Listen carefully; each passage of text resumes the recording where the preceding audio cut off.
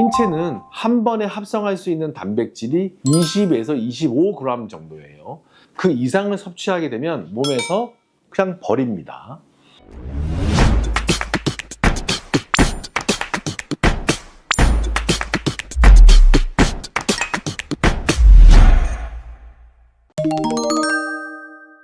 여러분 안녕하세요. 참포도나무병원에서 근무하는 이동엽 원장입니다. 여러분 아프실 때가 있지 않습니까? 아프실 때 흔히 듣는 말 중에서 잘 먹어야지 빨리 낫는다 라는 말이 있습니다. 예, 한 번쯤은 들어보셨을 겁니다. 그런데 말입니다.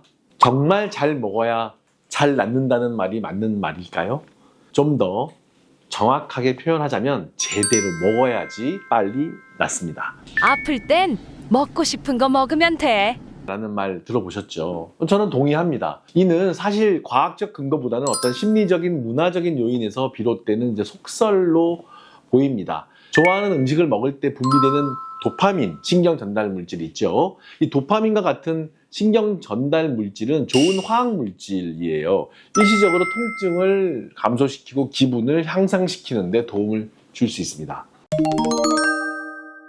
자, 그래서 아플 때 먹고 싶은 거를 먹으라고 해서 자신이 평소에 좋아하는 뭐 치킨, 피자, 탄산음료, 과자 이런 거 가리지 않고 음식을 섭취하는 분들도 종종 볼 수가 있습니다. 하지만 이런 음식들은 몸에 염증을 일으킬 수 있는 영양소가 함유되어 있기 때문에 몸에 오히려 좀 독이 될 수가 있죠. 트랜스 지방, 포화 지방, 정제 탄수화물, 첨가당, 글루텐 이런 것들은 대표적으로 몸에 좋지 않은 염증을 일으키는 영양소로 분류가 되고 여러분들이 아팠을 때 회복에 전혀 도움이 되지 않습니다. 특히 회복이 필요할 때는 이런 영양소를 함유한 음식의 섭취를 가능하면 피하시는 것이 도움이 되는 거예요. 네, 원장님, 그러면 몸이 아프거나 할 때 삼계탕 같은 보양식도 많이 먹잖아요. 보양식은 회복에 도움이 될 수 있을까요?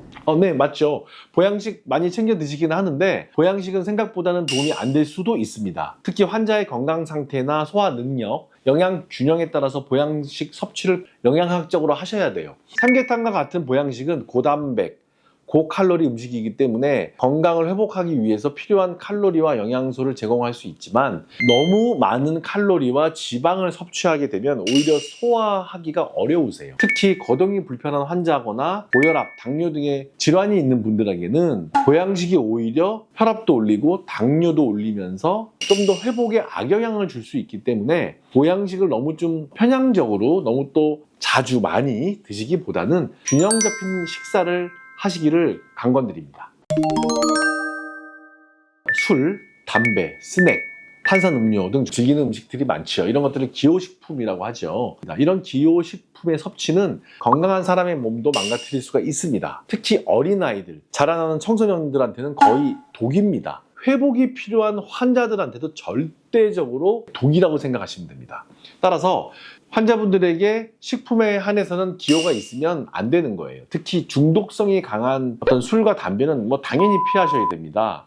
그 외 식품이나 영양 성분 중에서 중독성을 가지고 있는 것이 있지요. 한 5가지 정도? 1번 설탕, 2번 소금, 3번 정제 탄수화물, 4번 인공 감미료, 자, 5번째가 가공식품에 들어가는 첨가물들이 있죠. 화학 첨가물들. 자, 여기서 예를 들자면 병문안 할 때 어떤 거 많이 가지고 가야겠습니까, 여러분들? 주로 과일 박스, 과일 주스, 과일 음료, 이런 거, 음료수, 탄산음료 이런 거 있죠.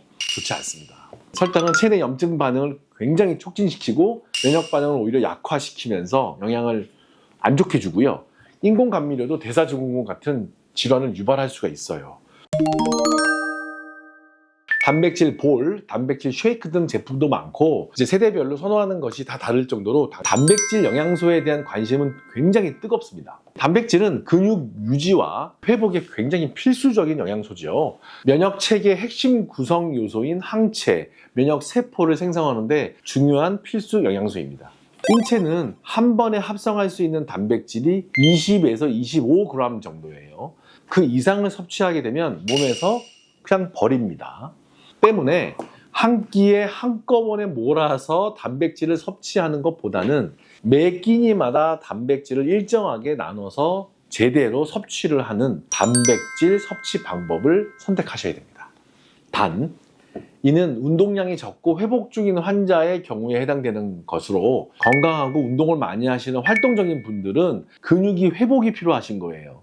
그래서 일시적으로 많은 단백질을 섭취하는 것이 도움이 될 수 있습니다. 네, 원장님 매 끼니마다 단백질을 챙겨 먹으라고 하셨는데요. 식사를 잘 하지 못하거나 식사를 해도 단백질 섭취가 부족한 경우엔 단백질 쉐이크나 단백질 바 같은 거 먹는 것도 도움이 될까요? 네, 저는 도움이 될 수 있다고 봅니다. 하지만 단백질은 다른 영양소와 함께 섭취했을 때 합성, 소화, 그리고 전반적인 건강에 나은 결과를 가져올 수 있기 때문에 되도록이면 균형 잡힌 식단을 같이 하면서 다양한 영양소를 섭취하는 것이 중요하다는 거예요. 치료 기간에 맞춰서 음식을 섭취하고 회복하는 것이 도움이 될 수 있습니다. 먼저 이제 단기적인 수술 치료 시에는 감염을 예방하고 조직을 재생하는 데 촉진하는 영양소를 당연히 섭취하셔야겠죠. 이러한 영양소는 고단백, 비타민 C, 철분 등이 있고요. 닭 가슴살, 생선류, 오렌지, 키위, 또 붉은 고기들, 또 간 또는 시금치 등을 통해서 섭취가 가능합니다. 이제 장기적인 입원이나 통원 치료를 하시는 분들이 있죠. 만성적으로. 이런 분들은 이제 영양 불균형을 방지하고 면역력을 유지하는 데 필요한 영양소를 섭취합니다. 균형 잡힌 탄단지, 오메가3, 비타민 D 등이 되겠고요. 백반, 연어, 고등어, 버섯, 계란 이런 거 통해서 섭취가 충분히 가능합니다. 잘 먹어야 빨리 낫는다? 많이 먹어야 빨리 낫는다? 라기보다는 제대로 먹어야 빨리 나을 수 있다는 점을 꼭 기억하시길 바랍니다.